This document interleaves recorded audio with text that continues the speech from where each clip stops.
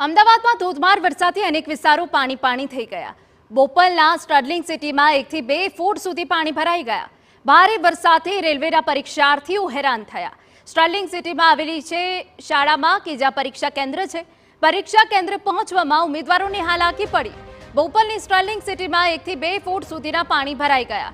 વરસાદ બંધ થયાના કલાકો બાદ પણ પરિસ્થિતિમાં કોઈ સુધાર નથી આવ્યો।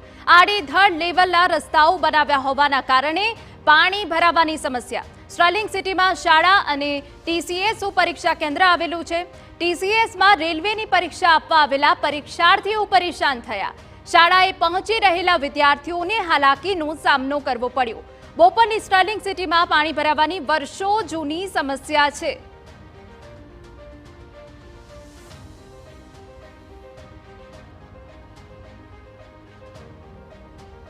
વરસાદ બંધ થયાના કલાકો બાદ પણ અનેક જગ્યાઓ પર પાણી ઓસરતા નથી। બોપલ વિસ્તારના સ્ટર્લિંગ સિટીના આ દ્રશ્યો છે કે જ્યાં ઘૂંટણસમાં પાણી છે।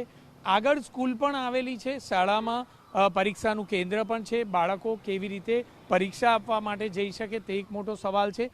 ન માત્ર એકાદ કલાક પરંતુ કલાકો સુધી કોઈ પણ પ્રકારે આ પાણી ઓસરવાના નામ લેતા નથી, કારણ કે જે રોડના લેવલ છે તે રોડના લેવલ અણધડ અને આડેધડ રીતે કરવામાં આવ્યા હોય તે પ્રકારનું સ્પષ્ટપણે જોવા મળી રહ્યું છે, કારણ કે આજુબાજુના રસ્તાના લેવલ ખૂબ જ ઊંચા હોય અને વચ્ચેના જે રસ્તાઓ છે ત્યાં કોઈ પણ પ્રકારે નીચાણવાળા લેવલ હોવાના કારણે પાણી ભરાઈ જવાની ઘટનાઓ સામે આવતી હોય છે। ન માત્ર આ વર્ષે પરંતુ દર વર્ષે આ જ પ્રકારની સ્થિતિનો સામનો સ્થાનિકો કરી રહ્યા છે। કોઈ પણ પ્રકારે યોગ્ય નિરાકરણ આવે તે પ્રકારની કામગીરી તંત્ર દ્વારા કરાઈ નથી।